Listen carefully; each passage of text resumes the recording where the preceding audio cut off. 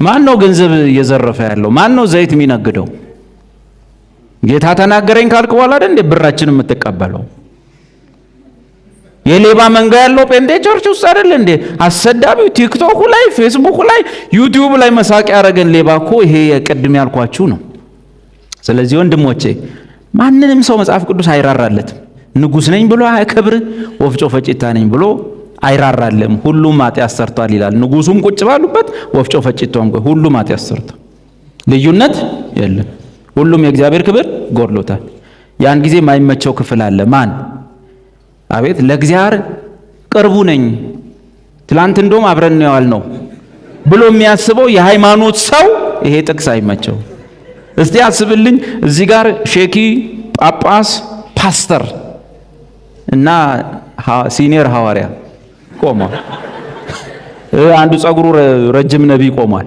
እዚህ ጋር ደግሞ ጋለሞታ፣ ሴተኛ ዳሪ፣ የሸዋበር ወሮበላ፣ የምንትስ በር ምንትስ እዚህ ጋር ቆሞልሃል። ትላንት የሰከረ አይኑ የቀላ እዚህ ጋር ቆሞልሃል። ከዛ ጳውሎስ መጣ። ሁሉም ኃጢአት ሰርተዋል ሲል ማን ነው የሚያኮርፈው? ልዩነት የለም ሲል ማን ያኮርፋል? ስለዚህ ወንጌል ለማን አይመችም? ለምን? ቀጥሎ እዚህ ጋር ያለው የሚናገረው ነገር አለ። ምን ይላል? እዚህ ጋር ያለው ቡድን ምን ይላል? ትምክህት እንግዲህ ወዴት ነው? እሱ ቀርቷል፣ ልዩነት የለምና። ሮሜ ላይ እንጻፈው ትምክህት ቀርቷል። በስራ ነውን? አይደለም፣ በእምነት ነው እንጂ። ቀጥሎስ ምን ትላቸዋል? እነዚህን ቡድኖች ሰው እዛው የተጻፈ ሮሜ 3:27 እናማንብል ሰው አለምንም ስራ በእምነት እንዲጸድቅ እንቆጥራለንና። እዚህ ጋር ያለው ቡድን ምንድነው? እዚህ ጋር ያለው ቡድን ምንድነው የሚለው? ይሄኛው ቡድን ምንድነው የሚለው? የሚመቸው ይመስላል። ፓስተርህም ከነዚህ አንዱ ነኝ ካላለ እዛ ሰፈር አይሰለፍምን? አንተ ሴቱ ጋር ነው ያቆምኩ። ኃጢአተኛ ነኝ፣ ከኃጢአተኞች ዋነኛ ነኝ ብለሃል እንደነሱ። ባጭሩ ኢየሱስ የሞተበትን ዓላማ የሞተበትን ግብ የሚያሳንስና ደህንነትን ከሰው ስራና ጸባይ ጋር የሚያገናኝ ትምህርት አትራራለት። ለትምህርቱም ለሰውየው ማትራራ ሰው ነው፣ ሟች ነው። ፍርዱ የሚፈጸምበት ምክንያት ማንነት፣ የአማኝ ስጋ ምክንያት፣ የአማኙ የተገለጠ ኃጢአት። የተገለጠ ኃጢአት ምን ማለት ነው? ሁላችንም እንስታለን። ሲያመልጠን ነው የሚውለው። የተገለጠ ማለት ግን ምንድነው? በምንደክም ጊዜ ከንስሐ አባታችን ከኢየሱስ ጋር መጨረስ ሲገባው ዝም ብሎ ኖርማል ላይፉ እያደረገ ያንን ነገር እያደረገ ኃጢአቱን እየተለማመደ ያለ ከዛ ኃጢአቱ ከኢየሱስና ከሱ አልፎ የት ይወጣል? ሰፈር ውስጥ ይወጣል፣ መንደር ይወጣል፣ አካባቢው ላይ ይወጣል፣ የሰፈር መነጋገሪያ ይሆናል። እረ ጉድ እንደው ምን አይነት ነው እንደው የዚህ ሰውዬስ እንደው ክርስትና ይለያል፣ እረ ምኑ መጣብን ይሉታል። ከዛ ይሄ ነገር የተገለጠ ነው። ወደ ምን ሊመጣ ነው ማለት ነው? ፍርድን ያመለክታል። እሺ የፍርዱ ቦታ የት ነው? የት ነው የሚፈረድበት አማኝ በስጋው ላይ? አቤት ሰማይ ቤት ነው። መቼ ነው? በሕይወት ዘመን እዚህ ምድር ላይ ጌታን እየተከተለ በደቀ መዝሙርነት እስከ ኖረ ድረስ አማኝ የእግዚአብሔር ልጅነቱን በዚህ ምድር ላይ እስከ ኖረበት ጊዜ ድረስ የዚህ ፍርድ ተካፋይ ነው። ፍርዱ የሚሰጥበት ጊዜ ያ ነው። አሁን ነው በሕይወት ዘመኑ፣ በአማኙ የሕይወት ዘመን ሁሉ መጽሐፍ ቅዱስ ምን ይላል? ሁላችን የቅጣቱ ተካፋዮች ነን። የማትቀጡ ከሆነ ግን ዲቃላዎች እንጂ ልጆች አይደላችሁም። የምትቀጡት ለምንድን ነው አለ? የክርስቲያን የፍርድ ውጤት ለምንድን ነው? አባት የሚወደውን ልጁን ይቀጣዋል። አንደኛ የእግዚአብሔር ፍቅር ማሳያ ነው። ሁለተኛ በስጋ አባቶቻችን ለጥቂት ጊዜ ይቀጡን ነበረ፣ እኛም እናከብራቸው ነበረ። እሱ ግን ከቅድስናው እንድንካፈል ሶስተኛ ለጥቅማችን ይቀጣናል። ለምንድን ይቀጣን? አማኝ በስጋው ላይ ይቀጣል። ለምን? ከእግዚአብሔር ሕይወት ለመካፈል የእግዚአብሔርን ሕይወት ይካፈላል። አለዚያ ዝም ብሎ ከተተው አበሻው ነው የሚኖረው። ዝም ብሎ እንዳበሻ ይኖራል። እግዚአብሔር የማይቀጣው ጥልቅ ብሎ አበሻው ነው የሚቀረው። ግን እግዚአብሔር ወደ ራሱ የሕይወት ልምምድ የሚመልሰው በምንድን ነው? በቁንጥጫ እግዚአብሔር እንዲያርጎ ከሚመልስ መጀመሪያ መሄድ፣ በእርሱ ህይወት ለመሄድ ህይወቱን ኤክሰርሳይዝ ለማድረግ ግን በጣም ገስግሰ በጣም ርቀት ስትሄድ በሰፈርኛ ጸባይ ስትሄድ የሚመልስ እንደዛ አርጎ ነው ማለት ነው። እና ከቅድስናው እንድንካፈል ሶስተኛ ለምናችን ለጥቅማችን ይቀጣናል። ከቅድስናው እንድንካፈል የቅጣቱ አይነትስ አማኝ በምን ስጋው ላይ የሚቀጣው ቁንጥጫው ምን አይነት ነው? ልጄ ሆይ እግዚአብሔር በቀጣህ ጊዜ ተስፋ አትቁረጥ። እግዚአብሔር በሚገስጽም ጊዜ አትድከም፣ ተስፋ አትቁረጥ። እግዚአብሔር የሚወደውን ይቀጣል፣ አባት የሚወደውን ይቀጣዋልና። መልሱልኝ እስቲ የቅጣቱ አይነት በስጋ ከመጽሐፍ ቅዱስ መውሰድ እኮ ለምሳሌ አንደኛ ቆሮንቶስ 5 ላይ ያለው ወንድማችን ምን ሆነ? የተገለጠ ኃጢአት ሰራ። ምን? የቆሮንቶስ ከተማ መነጋገሪያ ሆነ። ምን አደረገ? የአባቱን ሚስት አገባ። ቸርች ኮራ ብሎ መምጣት ጀመረ። አባትየው እዛ ጥግ ቆመው ሚስታቸውን የድሮ ሚስታቸውን ያሉ ማን አግብቶባቸው ልጃቸው ቀምቷቸው ፕሮግራም ሲጀመር ሶስቱም ምን ይናገራሉ? ልሳን ይናገራሉ። ሶስቱም ራሻሳ ባላሚ ማንደና እሷም እዛ ጋር ሆና ሃሌሉያ። ኦኬ ጳውሎስ አየና ምናል ረጉድ ከተማው እኮ በዚህ ጉዳይ እያወራ ነው። ስለዚህ እንደዚህ አይነቱ ሰው መንፈሱ በጌታ በኢየሱስ ቀን ትድን ዘንድ አሁን በምኑ ይቀጣል? በስጋው ይቀጣል። ጥቅሶቹን አውጥተን አይተናል አይደል? በጌታ በኢየሱስ ቀን መንፈሱ ትድን ዘንድ አሁን በምን አቤት በስጋው ይቀጣል። ስለዚህ ያ ወንድማችን በስጋው ላይ ቅጣትን ተቀበለ። አይነቶቹን እናያቸዋለን ቅጣቶቹን። ሌላ ተጨማሪ የተቀጡ በስጋ እዛው የቆሮንቶስ ሌሎች አማኞች እንትኖች ይመስሉኛል፣ ጎረምሶች ይመስሉኛል። የት ሄደው ይመጡ ነበር? ጣዖት ቤት። ምዕራፍ 6 ላይ ሴተኛ አዳሪ ጓደኛ ነበራቸው። አሜዚንግ!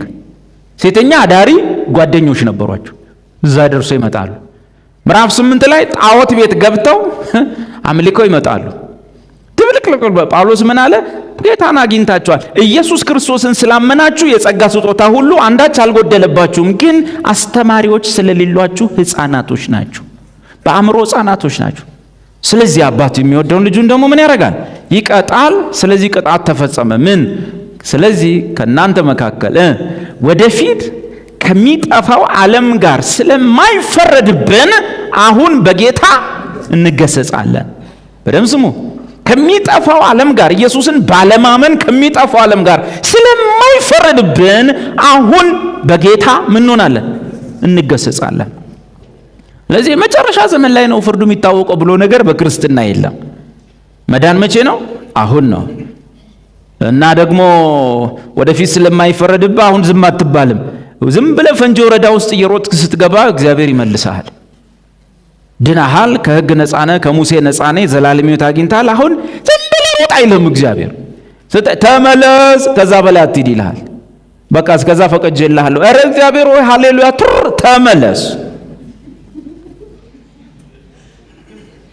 ከዛም አባት የሚወደውን ልጁን ይቀጠዋል፣ የሚቀበለውንም ልጁን ይገርፈዋል። ዞር በል ይገርፈዋል።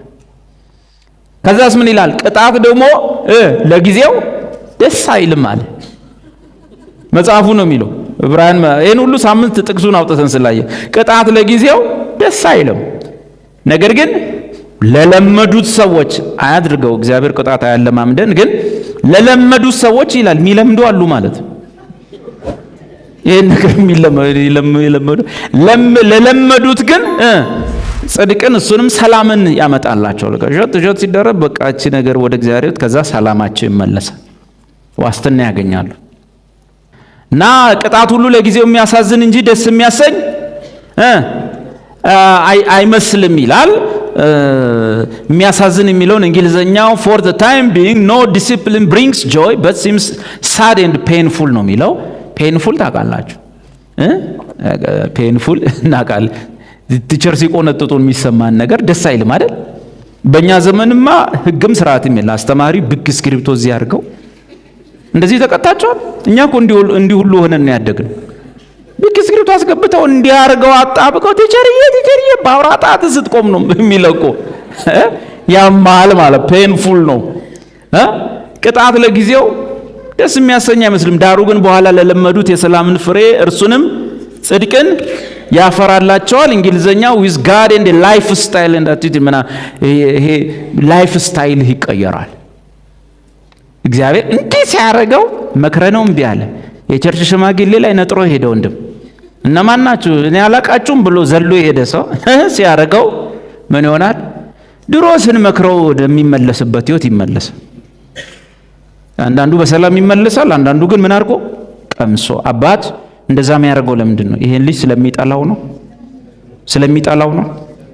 ምን ስለሚያደርግ? እሺ የዚህ ቅጣት አሁን በተገለጠ የኃጢአት ልማድ እዚህ ውስጥ ብንኖር ስንቶቻችን የምንቀጣው? የሚኖር ሰው ቢኖር እዚህ ውስጥ ወይም ያንዳንዱ እንደዚህ ቢኖር ማን ነው የሚቀጣው? እግዚአብሔር የሚተወዋለ ሁሉንም ነው። መጽሐፍ ምን ይላል? ሁሉም የቅጣቱ ተካፋይ ነው። እሷን ቅጣት ላለመቀጣት ምን መሆን ነው መፍትሄው? በተገለጠ የኃጢአት ልማድ ወይም ልምምድ አለመኖር። ምን መሆን ነው? በዕለቷ ድካም በየጊዜው ወረድ ወረድ እያልክ ስትሄድ ሰፈረኛ ቀበሌኛ የሆንክ ስትመጣ ምን መሆን ነው? ኧረ ጌታ ሆይ ምንና ምን ስጠኝ። የኃጢአት ስርየት ነው። ስርየት አለ እንዴ? ከዚህ በኋላ ተፈጽሟል፣ ድነናል፣ መስቀል ላይ አልቋል። ታዲያ ምንድን ነው ከዚህ ጉድ የምወጣበት? ምህረትና ጸጋ። ኦኬ ምህረትና ጸጋ ስጠን ስንለው ከዛ ነገር ምን እንሆናለን? አቤት እንወጣለን፣ አቅም ይሰጠናል። ምህረትና ጸጋህን አልፈልግም፣ ትንሽ ልዝናና፣ ትንሽ ቆይና ወደፊት ትሰጠኛለህ፣ አሁን ግን ትንሽ በሸነና ልበል ካልክ ምንድን ነው የሆነው? ምህረትና ጸጋ አትቀበልም? አዎ በቃ ጅራፍ ትቀበላል። አባት የሚወደውን ልጁን ምን ያደርጋል? ይቀጣዋል። ምናችን ይቀጣል? ስጋችን። ስንቶቻችን በዛ ነገር ብንሄድ ስንቶቻችን? አቤት ሁላችን የቅጣት ተካፋዮች ሆነናል። የማይቀጣ እስካለ እዚህ ውስጥ ለምሳሌ ሄዶ በሸነና ሲል የኃጢአት በሸነና ባይኖረውም ብቻ በዚህ ዓለም ነገር ሄዶ እንዶ ድምጥማጡ ቢጠፋ እንዶ ዳንኪራ እያረገ እንዶ እዛ ከርሞ ቢውል ምንድን ነው የሚሆነው? አቤት ከዚህ መሃል ምን ይሆናል? የማይቀጣ ከሆነ ዝም ብሎ በቃ እንደፈለገው ነው የሚኖረው፣ እንደፈለገ ነው። ግን ደግሞ ምንም አይሆንም፣ ምንም ቅጣት የለም። መጽሐፉን ይላል የማትቀጡ ከሆነ ዲቃላዎች እንጂ ልጆች አይደላችሁም። ስለዚህ ይሄ ቅጣት የሚያገኘው ማንም ብቻ ነው? የእግዚአብሔርን ልጆች ብቻ ነው።